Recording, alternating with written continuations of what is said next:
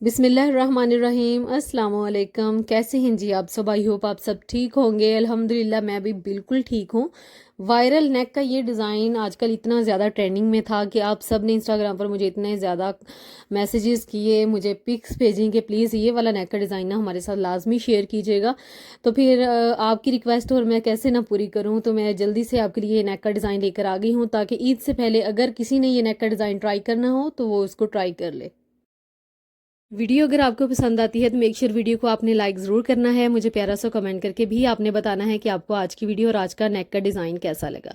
तो सबसे पहले ये देखिए, हमने आर्म होल की भी कटिंग कर ली है और शोल्डर की इस तरह से आपने तिरछी कटिंग लाजमी करनी है। अगर आप मेरे हाथों की तरफ देखें तो ये तकरीबन पौना इंच मैंने ना तिरछी कटिंग शोल्डर वाली साइड से की है। जिन लड़कियों के गले जो हैं वो फ्रंट साइड से पीछे की साइड को जाते हैं, यानी कि गला जो है ना उनका ऐसे होता है जैसे जैसे किसी ने गला ही घोंट दिया, क्योंकि वो हमारी शर्ट जो होती है वो पीछे की तरफ जा रही होती है। उसकी रीज़न यही होती है कि आप फ्रंट से और शोल्डर वाली साइड से उसकी कटिंग नहीं करते, उसको डीप कट नहीं देते, तो उस वजह से फिर आपका गला जो है ना वो पीछे वाली साइड पे जाता है। अब ये बुकरम का मैंने पीस लिया है और उसको मैंने फोल्ड कर लिया है। नेक की सबसे पहले मैंने 3.5 इंचेस मैंने नेक की विड्थ रखी है और 2 इंच हमने डिज़ाइनिंग के लिए एक्स्ट्रा रखा है।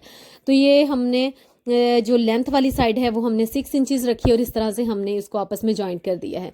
अब दो इंच हमने जो एक्स्ट्रा रखा था हमने उसी पॉइंट पर रखते हुए 2 इंच की तरफ हमने एक और तिरछी लाइन ड्रा कर ली और ये 1 इंच हमने एक्स्ट्रा रखा जो नेक की हम कटिंग करते हैं उसके लिए।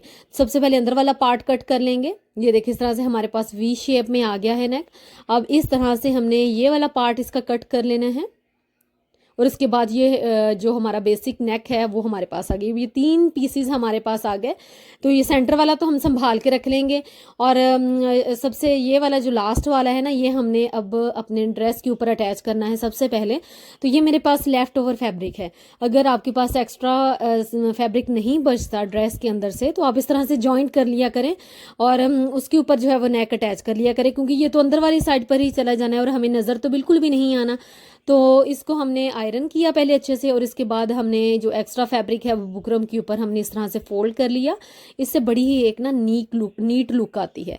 ठीक है जी, तो ये नेक हमारे पास इस तरह से रेडी हो गया है। अब हमने इसको अपनी कुर्ती के बैक साइड पर नहीं, हमने इसको फ्रंट साइड पर रखा है। जब हम इसको पलटेंगे तो ये ऑटोमेटिकली बैक साइड पर चला जाएगा और इस तरह से हमने बुकरम के साथ साथ इसको स्टिच कर लेना है। एक्स्ट्रा फैब्रिक अंदर से इसको कट कर लेंगे और उसके बाद डीप कट्स लगाना तो मस्ट है। जब तक डीप कट्स नहीं लगेंगे आपके काम में सफाई नहीं आएगी। इसको आयरन अच्छे से हमने करना है और हैंड स्टिच अब हमने कर लेना है। अब ये जो सेंटर वाला पीस था ना बुकरम का अंदर से निकला, तो इसको अब हमने एक पेपर लेना है और उसके ऊपर हमने ट्रेस कर लेना है। तो ये एक मैंने सिंपल पेपर लिया है।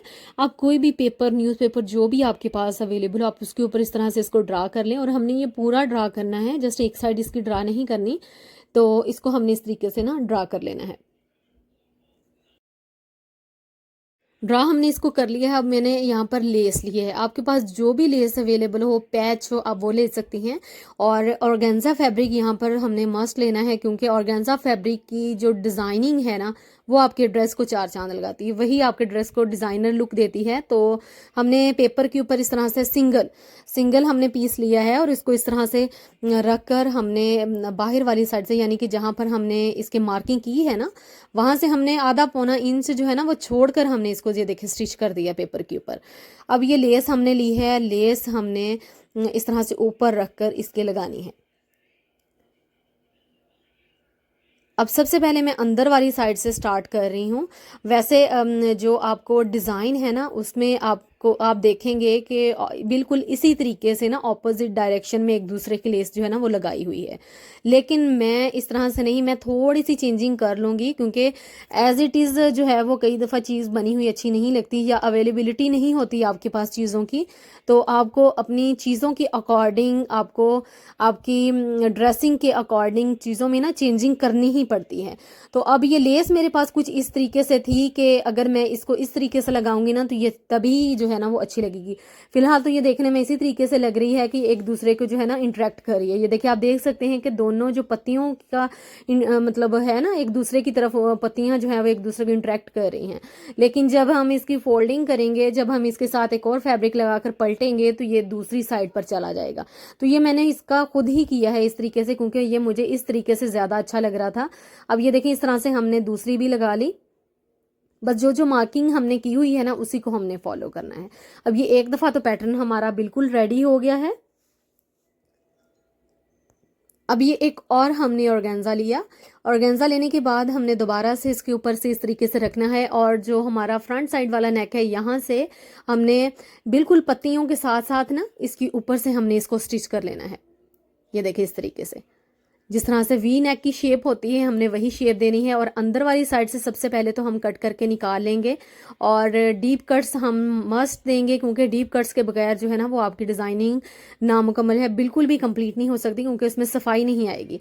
अब सबसे पहला काम, पलटने से पहले आपने पेपर को रिमूव करना है, क्योंकि हमने इसकी फोल्डिंग करनी है, हमने इसको पलटना है, तो उससे पहले तो पेपर को रिमूव करना ही पड़ेगा। तो यहाँ पर अगर आपको पेपर हार्ड लगे तो आप उसको पानी से वेट कर लीजिएगा। उससे क्या होगा कि फिर आपकी फोल्डिंग जो है ना, फोल्डिंग कह रही हूँ कि आपकी जो पेपर मूविंग का काम है ना बहुत इजी हो जाएगा।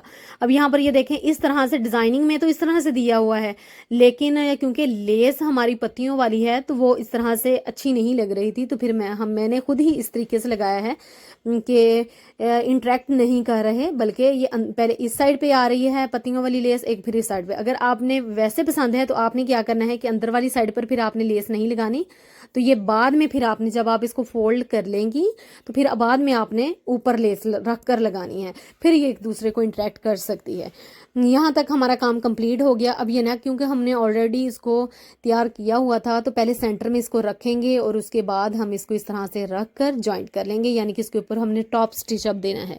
टांका आपने हमेशा कोशिश करनी है कि जब आप टॉप स्टिच दें तो आपका टांका ज़्यादा बड़ा नहीं होना चाहिए, आपके काम में सफाई नहीं इतनी आएगी।